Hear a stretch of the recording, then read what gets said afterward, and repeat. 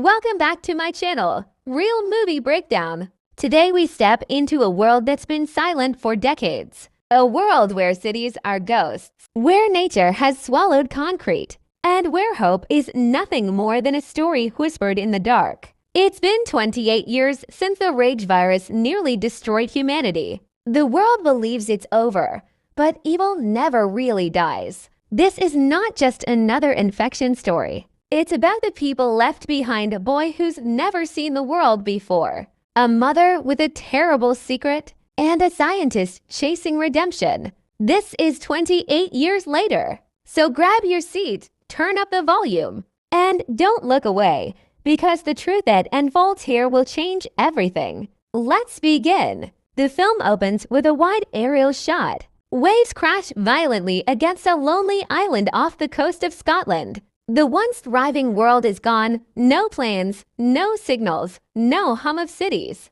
Just silence. A group of survivors has built a fragile community here. They live in wooden huts, fish from the rocky shores, and farm small patches of land that somehow still grow crops. Among them is a 12-year-old boy named Spike. He's quiet, curious, and full of restless energy, the kind that only comes from being trapped for too long. Spike's mother, Isla, is the community's nurse. She's frail now, her hair thin, her eyes filled with both love and something darker, regret. Every morning, Spike brings her water from the stream, pretending not to notice the tremor in her hands. The world outside the island is forbidden.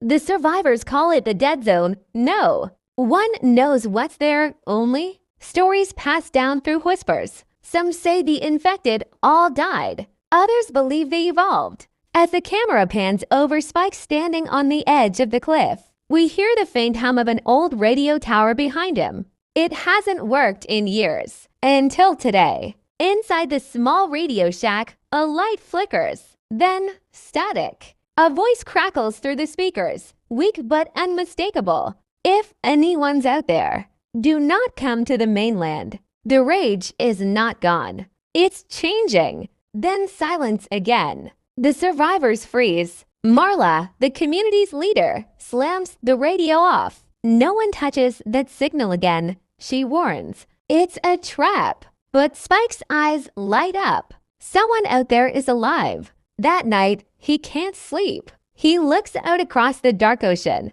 the reflection of the moon shimmering like a path calling him forward. Isla finds him sitting by the window. You're thinking about leaving again, aren't you? What if there are people out there, Mom? What if the world's not dead? She smiles sadly. The world out there took everything from us. Spike, don't let it take you too. But her words tremble. Deep down, Isla knows something she hasn't told anyone. Later, Isla goes to her small cabin. She lifts her sleeve and stares at her arm. Faint black veins creep beneath her skin. She whispers to herself, "Not yet. Please, not yet." Isla is infected, but she's different. For years, the virus has been inside her, dormant, maybe weakened, maybe evolving. She hides it from everyone, terrified of what they'll do if they find out. The next morning, Spike meets his best friend Jamie, a mischievous teenager who dreams of seeing the mainland. Together, they sneak down to the docks. An old, half-broken speedboat rests against the pier. It hasn't moved in years. Jamie grins. You ever wonder what it's like over there? Real cities, real people. Spike shakes his head. If the virus is gone, we could start over. They plan to fix the boat secretly. What they don't know is that someone's watching Dr. Coulson, a scientist living among them, who once worked for the government before the fall. Coulson approaches them later that day. His eyes are sharp, haunted by knowledge he can't unsee. You shouldn't mess with that boat, he says. Why not? Spike asks. Because the mainland isn't what you think. The virus didn't die. It adapted. He explains that he's been studying old blood samples from the early outbreaks. Under his microscope, he found traces of activity, as if the virus were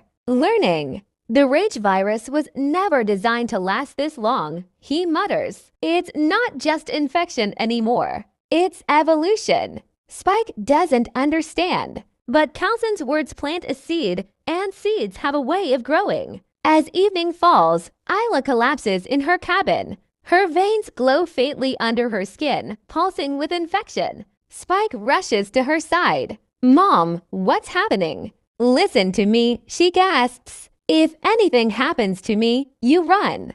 Don't tell anyone." Her temperature spikes, then drops. For a moment, her eyes turn blood red. She clutches her head, screaming, but the episode passes. When Spike looks again, her eyes are normal. "You're scaring me," he whispers. "I'm scared too," she says softly. But not of the virus, of what people will do when they find out. Outside, thunder rumbles. Rain begins to pour, heavy, relentless. It's the first storm in months. That night, Spike and Jamie sneak down to the docks. They load the old boat with supplies, canned food, water, and a flashlight. As the engine sputters to life, the storm grows stronger. The waves crash against the hull. Lightning splits the sky. Spike looks back one last time at the island, his home, his mother, everything he's ever known. "We'll come back for them," Jamie yells over the wind. Spike nods, but deep down, he knows they probably won't. As they push into the Black Sea, Isla wakes up. She sees the empty bed and runs outside, screaming his name. "Spike, no." Her voice echoes into the storm, but he's already gone. The next morning, the storm clears. The boat drifts onto the shore of a ruined coastline, the remains of northern England. Spike and Jamie step onto the sand. The beach is littered with rusted cars, skeletons of ships, and overgrown weeds. It's eerily quiet. No birds, no people, just the wind. They begin walking inland. Houses are half collapsed, covered in vines. Posters still hang on walls, faded warnings. Rage, infection, evacuate. Jamie picks up an old toy car and laughs nervously. Guess this is what's left of civilization. But then, a sound. Something moving in the distance. They freeze. A lone figure stumbles out from behind a wrecked bus. Its clothes are torn, face hidden by grime. "Hey," Jamie shouts. "We're not infected." The figure stops. Its head tilts unnaturally. Then it charges inhumanly fast. Spike and Jamie run, hearts pounding. The creature screams, its eyes burning red, its body twitching with unnatural strength. They dive into a collapsed shop, barricading the door. The creature slams against it again and again, then suddenly stops. Silence. When they peek outside, it's gone. Jamie whispers, "That wasn't human." Spike replies, "That wasn't just infected either." Hours later, a sound of an engine echoes down the road. A jeep pulls up, driven by none other than Dr. Coulson. He found their trail. "You idiots," he shouts. "You've doomed us all." Before they can respond, the same creature from before leaps from the shadows. Coulson fires his gun 1 shot, 2, 3, until the thing drops. Up close, they see the horror. The creature's eyes are dull gray, not red. Its veins glow faintly blue. Coulson mutters, "It's not the rage virus anymore. It's something new." They set up camp in an abandoned house. Coulson begins explaining what he knows. After years of dormancy, a mutation occurred, a new strain of the virus that doesn't just rage uncontrollably. It waits, it hides, it learns. He calls it the alpha strain. They don't attack right away, he says. They observe, they hunt, and worst of all, they can mimic human behavior. Spike listens, terrified, so they can pretend to be normal. Exactly. They blend in until it's too late. Coulson believes there's a cure buried deep in a lab called the Bone Temple, once a containment site for the infected. But to reach it, they'll have to cross the dead city of London. As they travel south, the landscapes change. Forests grow through highways. Cars are skeletons of metal. And sometimes, far in the distance, they see figures watching, unmoving, waiting. At night, they may camp in an old church. Jamie jokes to lighten the mood, but Spike can't sleep. He dreams of his mother, her red eyes, her scream in the storm. Coulson studies his notes. There's something else, a detail he hasn't told them. Isla. She was part of an experimental immunity project 28 years ago. Her DNA might hold the key to stopping the virus forever. He mutters to himself, if she's still alive, she's the answer.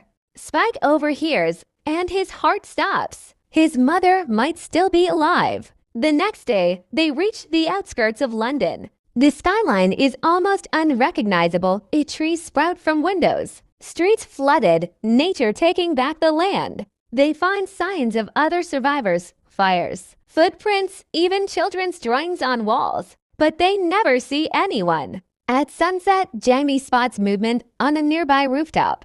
A human silhouette. He waves and the figure waves back. See, real people.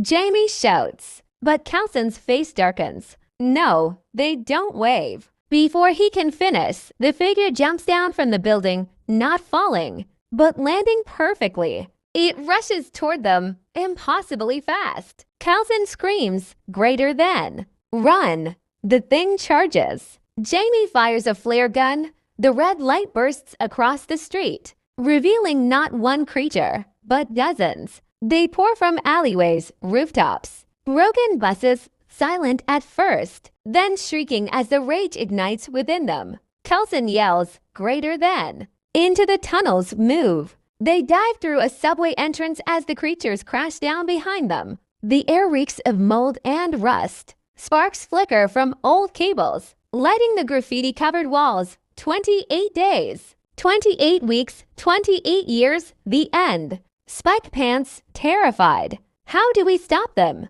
Coulson replies, you don't stop evolution. You survive it. They follow the tracks deeper into darkness until the screams fade.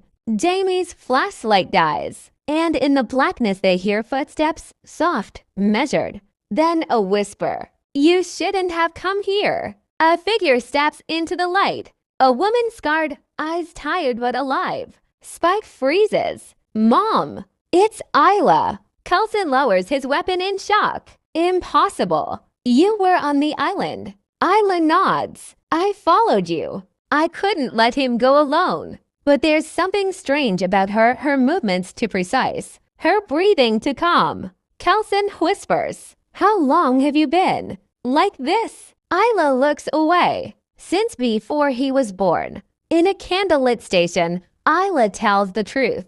When the world fell, the government began. Project Eden, an attempt to merge the rage virus with human DNA to create immunity. Isla was one of the test subjects, the only survivor. The virus stayed inside her, dormant, rewriting her cells. I'm both, she says, human and infected. Coulson realizes the magnitude. You're the key. Your blood could end this. But Isla shakes her head. No, it can't end. The virus isn't dying, it's becoming. She explains that the new strain, the Alpha, was born from her own mutation. Her immune system changed the virus, made it smarter, quieter, patient. It learned from her. I didn't create the cure, she says. I created the future. Spike stares at her, heartbroken. Mom, what are you? She whispers. I'm what happens when hope and horror fall in love. Coulson insists they must reach the old containment lab,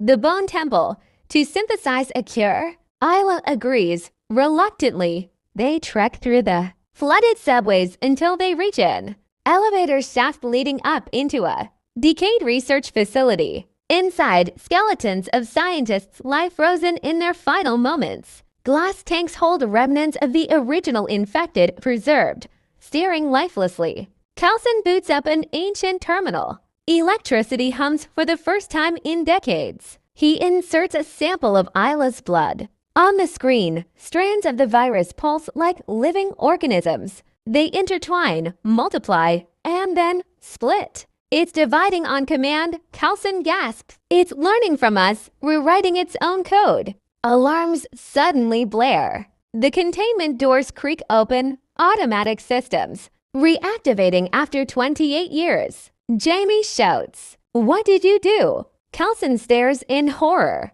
I woke it up. The floor trembles. From the lower levels, hundreds of alpha-infected crawl upward, their skin pale. Veins glowing blue, eyes flickering like broken lights. Isla steps forward. They're not attacking. The creatures kneel before her, like soldiers before a queen. Kelson whispers, "You're their mother." Spike looks at her in disbelief. "Tell me this isn't real." Tears roll down Isla's face. "I never wanted this, but they're linked to me. I feel what they feel. And right now, they're hungry." The infected begin to twitch, agitated. Kelson grabs a vial of her blood and shoves it into his pack. "If I can get this out, maybe I can still save the world."